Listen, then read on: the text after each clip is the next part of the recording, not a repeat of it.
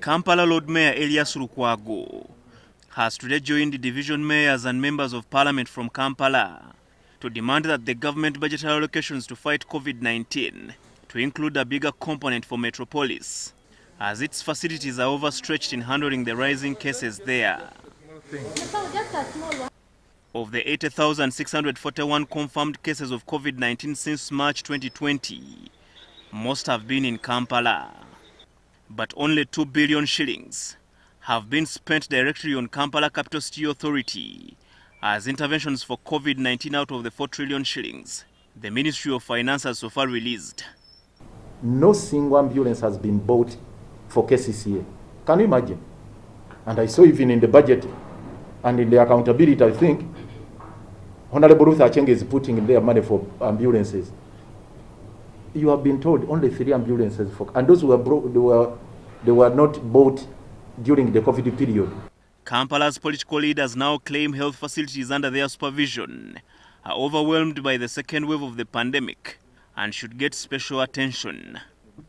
They are concerned that out of the 1.7 trillion shillings requested by the Ministry of Health to mitigate the second wave of the pandemic, no allocation has been set aside for KCCA.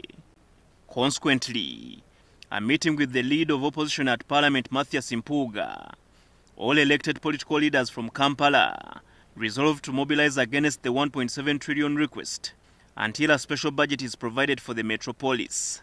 We want Parliament also to interrogate this matter, and again, I'm happy Parliament, the ROP has and the team are going to raise this before this money is appropriated, before the IMF $1 billion is appropriated. How much is going to be spent? We need a clear breakdown. The Kampala leaders are also concerned about delays in disbursing the COVID-19 relief funds worth 100,000 shillings for about 500,000 people deemed most vulnerable to the ongoing lockdown by the Ministry of Gender. You remember what Nabanja was saying? Come Tuesday, Wednesday, you'll just check on your phone. Something, Now people yesterday were waiting something, I'm sure Ugandans in their homesteads who are privileged to have those smartphones, we are keep checking. Nothing. So we must put these people to task because we are leaders of the people and we must speak their voice and we must ensure that they are heard and their issues actually handled because they are dying in their houses.